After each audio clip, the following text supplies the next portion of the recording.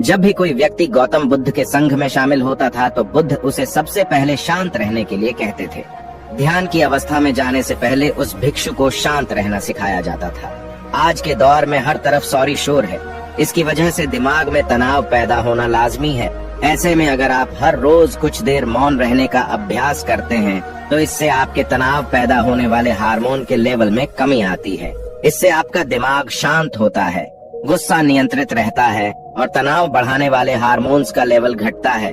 आज के इस वीडियो में हम जानेंगे कि किन मौकों पर हमें शांत रहना है और किन मौकों पर हमें बोलना है और शांत रहने से हमारे अंदर क्या बदलाव आ सकता है। दोस्तों, संध्या काल का समय था। गुरु अपने सभी शिष्यों को बुलाते हैं और कहते हैं, कल सुबह सब लोग नदी में स्नान करने के बाद तुरंत हमारी कुटिया के सामने उपस्थित हो जाना।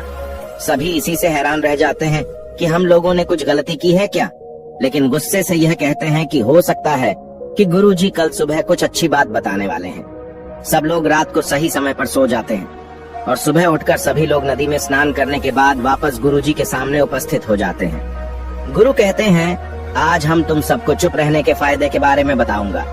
गुरु कहते हैं, 10 मौके जहां पर चुप रहने से होता है लाभ और बोलने से नुकसान। गुरु कहते हैं, अगर आप इन 10 मौकों पर शांत हो गए यानी मौन हो गए तो आप जो चाहेंगे वही मिल जाएगा। आपकी जिंदगी में चमत्कारिक बदलाव शुरू हो जाएंगे। जरूरत से ज्यादा बोलना या चुप रहना दोनों ही अच्छी बात नहीं है। जैसे जरूरत से ज्यादा बारिश हो जाना या फिर धूप दोनों ही दिक्कत देती है, उसी तरह अनावश्यक बोलने से भी काफी नुकसान होता है। गुरु कहते हैं कि पहला ऐसा मौका जहां पर व्यक्ति को चुप रहना चाहिए, बिना तथ्य के ना बोले। गुरु ने कहा, अगर आपके पास कोई तथ्य नहीं है तो वहाँ चुप रहने में ही भलाई है। चुप बैठने से दिमाग में नई कोशिकाओं का निर्माण होता है और इससे ज्ञान की वृद्धि होती है। बोलने में भलाई वही है जहाँ आपको किसी चीज के बारे में पूरा ज्ञान हो। अगर आप बिना तथ्य के कहीं बोलते हैं या फिर बेवजह बोलते हैं तो आपका वहाँ मजाक भी बन सकता है। अगर आपके पास पर्याप्त जानकारी नहीं है, ऐसी जगह पर बोलने से आपका मजाक तो बनी रहेगी, साथ ही साथ लोगों का भरोसा भी आपसे उठने लगेगा। इसलिए ऐसी जगह पर शांत रहो जहां तुम्हें पता ना हो कि क्या बोलना है क्या नहीं। कई बार कुछ लोग ऐसे होते हैं जो हर जगह अपनी उपस्थिति बताने लगते हैं। उन्हें पता नहीं होता है कि हमें क्या बोलना है, लेकिन फिर भी बोलते जाते हैं और फिर बाद में दूसरे लोग उनके जाने के बाद उनका मजाक उड़ाते हैं। जब तक आपको उस तथ्य के बारे में अच्छा ज्ञान नहीं है, उसके बारे में पता नहीं है, तो वहाँ चुप रहना ही ज्यादा समझदारी है। गुरु ने कहा, दूसरा ऐसा मौका जहाँ पर व्यक्ति को चुप रहना चाहिए। शब्दों से न पहुंचे ठेस, अगर आपके शब्द किसी को मानसिक ठेस पहुंचा रहे हैं तो वहां चुप हो जाना चाहिए। कमजोर व्यक्ति के बारे में कुछ भी बोलकर आप महान नहीं बन सकते हैं। महान आप किसी कमजोर का साथ देने में बनेंगे। कई बार होता है कुछ लोग अपने से छोटे व्यक्ति को भला बुरा कहते रहते हैं। सामने वाला इंसान तो कद से आपसे छोटा है, वह आपको कुछ नहीं बोलेगा, लेकिन आप उसकी नजरों में गिरते चले जाएंगे। हो सकता है कि कल वह भी आपसे पद में बड़ा हो जाए। पद में आपसे जब वह बड़ा हो जाएगा तो आज जो रवैया आपका उसके साथ है, आने वाले समय में वह भी आपके साथ वही करेगा। आप किसी को नीचा दिखाकर बड़ा नहीं बन सकते हैं।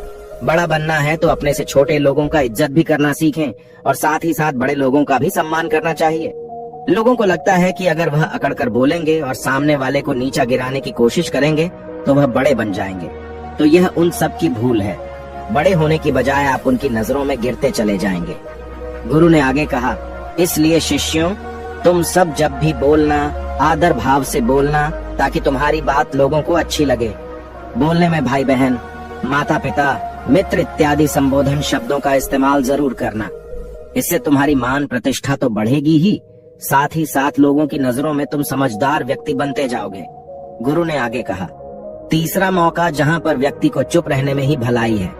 क्रोध या घृणा करने वाले लोग, जब कोई अपना या सगा संबंधी आप पर क्रोध कर रहा हो, आपका अपमान कर रहा हो, तो आपको उस वक्त चुप रहना चाहिए ताकि सामने वाले का गुब्बारा पूरी तरह से फट जाए। आप यदि सही हैं तो उसे कतई माफीनामा गए और चुप रहकर ही सही समय का इंतजार करें। वह खुद आपसे माफी मांग लेगा जब उसे अपनी गलती का एहसास हो जाएगा। गुरु आगे कहते हैं कि अगर आपका कोई सगा संबंधी आप पर क्रोध कर रहा हो और आप उस समय शांत हैं, तो यह आदर सम्मान देने की निशानी होती है। इससे न कोई छोटा होता है और न ही बड़ा। अगर आपको क्रोध आ रहा है तो आप या तो वहां से किसी का अनादर किए बिना चले जाएं या फिर चुप रहें। क्रोध करने से आपके रिश्ते खराब होंगे। क्रोध करने से हमेशा क्रोध करने वाले व्यक्ति का ही बुरा होता है। गुरु आगे कहते हैं कि एक बार की बात है, एक सांप जंगल से भागते हुए किसी राजा के घर में पहुंच गया। लोगों ने छेड़खानी की तो वह बहुत ही गुस्सा हो गया, जिससे घर में जो तलवार पड़ी हुई थी उसी को लपेटकर कसने लगा और धीरे धीरे उसका पूरा शरीर कट गया। ठीक उसी प्रकार हमारा गुस्सा भी हमारे शरीर को तलवार की भांति काटता रहता है। गुस्सा ध्यान से खत्म होता है प्रतिदिन। अगर आप ध्यान की मुद्रा में बैठे हैं तो आपका गुस्सा आपके नियंत्रण में रहेगा। गुरु आगे कहते हैं कि यह तरीका है कि आप प्रतिदिन ध्यान का अभ्यास करें। इससे आपके शरीर में जो हार्मोन्स गुस्से को बढ़ावा देते हैं वह सब तुम्हारे नियंत्रण में रहेंगे, जिससे शरीर गुस्से पर आसानी तुम्हारा से काबू पा लेगा। लेकिन एक तरीका यह भी है कि जब भी आपको गुस्सा आए तो आप यह समझने का प्रयास करो कि क्या मेरा गुस्सा जायज है या नहीं। हमें वहां पर बोलना चाहिए कि नहीं। जब आप खुद इस बात का आकलन लगा पाएंगे तो आपको खुद पता चल जाएगा कि हमें गुस्सा करना चाहिए या नहीं। फिर भी आपको गुस्सा आ रहा है तो आप वहां से हटने का प्रयास करें, वहां से दूर चले जाएं। धीरे धीरे समय के साथ आपका दिमाग शांत हो जाएगा। गुरु ने कहा, चौथा ऐसा मौका जहां पर इंसान को बहुत ही समझदारी के साथ काम लेना चाहिए, वहां पर आपको चुप रहना ही चाहिए, जहां पर उस मुद्दे से आपका कोई संबंध ना हो। अगर आपका किसी मुद्दे से कोई संबंध ना हो तो वहां आपका चुप रहना बनता है। बिना किसी वजह अगर आप दूसरे के मुद्दे पर बोलेंगे तो यह आपके लिए अनिष्टकारी होगा। इसमें केवल और केवल आपका ही नुकसान है। जल्द ही आप किसी दो लोगों के बीच हो रहे विवाद में जल्दी अपनी टांग न डालें। अगर सामने वाला आपको बुला रहा है अपना झगड़ा शांत करवाने के लिए तो ही आप वहां पर जाएं। किसी की व्यक्तिगत जिंदगी में दखल अंदाजी नहीं देनी चाहिए जब तक कि वह व्यक्ति आपको नहीं बुलाता है। अपने झगड़े को शांत करवाने के लिए कुछ लोग फालतू में दूसरे के विवाद में कूद पड़ते हैं। इससे उनके मान सम्मान मर्यादा पर लोग उंगली उठाने लगते हैं। गुरु कहते हैं कि 10 मौकों में 5वां ऐसा मौका जहां पर व्यक्ति को बहुत ही समझदारी के साथ चुप रहना चाहिए। आपके शब्दों से किसी मित्र को हानि न पहुंचे। अगर आपके शब्द सामने वाले के परिवार या मित्रों की प्रतिष्ठा के बारे में बुरी झलक दिखा रहे हैं तो आपको चुप रहना चाहिए। किसी के परिवार या फिर मित्र के बारे में बुरा बोलने से केवल आप ही बुरे बनेंगे। जो चीज आसानी से खत्म की जा सकती है उसे अपने शब्दों से बड़ा न करें।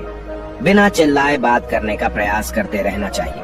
अगर आप बिना चिल्लाए कोई बात नहीं कह सकते तो आपका चुप रहने में ही भलाई है। किसी पर चिल्लाने से आपके व्यवहार के बारे में पता चलता है। ज्यादा बोलने से चीजें हमेशा खराब ही होती हैं। कई बार कुछ रिश्ते ज्यादा तेज बोलने की वजह से टूट जाते हैं। इसलिए अपनी आवाज में मीठापन लाएं। आपके शब्दों से आपके दोस्त को हानि नहीं पहुंचनी चाहिए। कभी कभी दोस्तों के जब हम मजाक हैं तो रहे कि आपके शब्दों से किसी का अनादर ना हो। मजाक को भी हमेशा शब्दों के मायने में ही रखें। जहां किसी को शब्दों से चोट लगे वहां चुप हो जाएं। ज्यादा बोलने से हमेशा नुकसान ही होता है। किसी और की प्रतिष्ठा को अपने शब्दों के माध्यम से उसे हानि नहीं पहुंचानी चाहिए। यदि आपके शब्दों से किसी और की प्रतिष्ठा को ठेस पहुंच रही है तो वहां आपको चुप हो जाना चाहिए। जब कोई व्यक्ति आपके सामने नहीं है तो आप उस व्यक्ति के बारे में बुरे शब्द किसी तीसरे व्यक्ति के सामने न बोलें। गुरु कहते हैं, छठा मौका जहां पर व्यक्ति को चुप रहना चाहिए, जब कोई कर रहा हो किसी की बुराई। जब कोई आदमी आपके सामने किसी तीसरे आदमी की बुराई कर रहा हो तब तुम्हें चुप रहकर बस सुनना चाहिए। अपनी राय व्यक्त नहीं करना चाहिए, क्योंकि जो आज आपके सामने किसी तीसरे की बुराई कर रहा है वह कल किसी और के सामने आपकी बुराई भी कर सकता है। यदि आपने कुछ कहा है तो नीति शास्त्र के अनुसार जो अपने मुंह को बंद रखता है और बुद्धि से काम करता है वही इंसान समझदार होता है। बिना जरूरत के बोलना, किसी के बारे में किसी के बीच में बोलना यह गलत बात है। कभी कभी हमारे लिए बुद्धिमानी इसी में होती है कि हमें अपना मुंह ऐसी जगह पर नहीं खोलना चाहिए। गुरु आगे कहते हैं कि 10 मौकों में 7वां ऐसा मौका जहां पर व्यक्ति को चुप रहना चाहिए, जब कोई नहीं समझे आपकी भावना। यदि आपको लग रहा है कि कोई व्यक्ति आपकी भावना, दुख या परेशानी को शब्दों में नहीं समझ रहा है, यदि आपको लग रहा है कि सामने वाला व्यक्ति आपकी भावना या दुख को या आपकी जो परेशानी है उसको वह समझ नहीं पा रहा है या समझने का प्रयास ही नहीं कर रहा है या वह आपको ध्यान से सुन ही नहीं पा रहा है, तो ऐसे व्यक्ति के सामने आप चुप ही रहें। क्योंकि ऐसे लोगों को आपकी भावना या दुख से कोई मतलब नहीं होता है। ऐसे लोगों को अपना राज बताकर आप पछताएंगे ही बाद में। इसलिए हर किसी को अपने मन की बात नहीं बतानी चाहिए।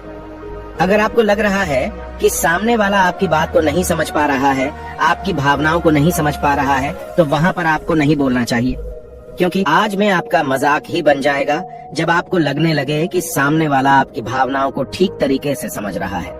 आप जो कह रहे हैं वह ठीक से सुन रहा है, तभी आप उसे अपनी बात कहें। गुरु कहते हैं कि 8वां मौका जहाँ पर आपको चुप रहना चाहिए, जब कोई इंसान अपना दुख व्यक्त करे। यदि कोई इंसान अपने दुख या परेशानी को आपको बता रहा है, तो इसका मतलब यह है कि वह आपको अपना समझ रहा है। ऐसे में तुरंत ही उसे समाधान बताने के बजाय चुप रहकर उसके दुख या समस्या को सुने। उसके दुख या समस्या को किसी और को न बताएं। वह इसलिए नहीं बता रहा है कि उसकी समस्याओं का समाधान कर देंगे, बल्कि वह इसलिए भी बता रहा है कि सामने वाला उसकी बात को समझ रहा है। कई बार बताने से दुख कम हो जाते हैं। आपको अपना दुख इसलिए बता रहा होगा कि उसे लग रहा है कि आप उसकी बात को समझ रहे हैं। दुख बांटने से कम हो जाता है। इसलिए जब कोई व्यक्ति अपना दुख आपसे व्यक्त करे, तो आप चुप मारकर उसकी बात को बहुत ही ध्यान से सुने, ताकि उसके दुख कम हो जाएं। उसके मन का बोझ हल्का हो जाए, क्योंकि उसके मन में जो भी बातें थीं, वह आपको सब बता दिया। गुरु आगे कहते हैं कि 10 जगहों में 9 ही ऐसी जगह जहाँ पर आपको चुप रहना चाहिए। जहाँ पर दुष्ट प्रकृति के लोग रह रहे हों और गाली गलौज कर रहे हों, तो आप वहाँ पर मत जाइए। ऐसी जगहों से आप चुपचाप निकल जाएं, अर्थात अपनी प्रतिक्रिया दिए बिना आप वहाँ से चले जाएं, क्योंकि जिसकी जुबान खराब होती है, जो दुष्ट प्रकृति के लोग होते हैं, उनको आप ऐसे समय में नहीं समझा सकते हैं। जब उनका दिमाग पूरी तरह से शांत हो जाए, तभी वह आपकी बात सुनेंगे। इसलिए जहाँ पर दुष्ट प्रकृति के लोगों आपकी बात को न मानते हों और न ही सुनते हों, तो आपको वहाँ पर नहीं बोलना चाहिए। गुरु कहते हैं कि 10 माह ऐसा मौका जहाँ पर आपको शांत हो जाना चाहिए। अपनी सफलता का राज हर किसी को न बताएं। कई बार होता है कि कुछ लोग जो सफलता को बहुत ही जल्दी अर्जित कर लेते हैं, वे हर जगह अपनी सफलता का ढिंढोरा पीटने लगते हैं। ऐसे में क्या होता है कि कई लोग आपकी सफलता से खुश नहीं होते हैं। अगर आप अपनी सफलता का जबरदस्ती लोगों में ढिंढोरा पिटवा रहे हैं, तो लोगों की नकारात्मक ऊर्जा आपको प्रभावित कर सकती है। जब आप सफल होंगे तो सबको पता चल जाएगा कि आप सफल हो गए हैं। ढिंढोरा पीटने से नुकसान आपका ही होगा। इतना कहकर गुरु ने कहा, शिष्यों, आज के लिए बस इतना ही। अगर तुम सब मेरी इन 10 बातों को अपने जीवन में अपना लेते हो, तो तुम सब काफी हद तक परेशानियों से बचे रहोगे। यहाँ से जाने के बाद मेरी यह बातें आपके जीवन किसी वरदान से कम साबित नहीं होंगी। दोस्तों, मुझे उम्मीद है इस वीडियो से आपको बहुत कुछ सीखने को मिला होगा। अगर आप नए हो तो हमसे जुड़ने के लिए इस चैनल को सब्सक्राइब करना मत भूलिएगा।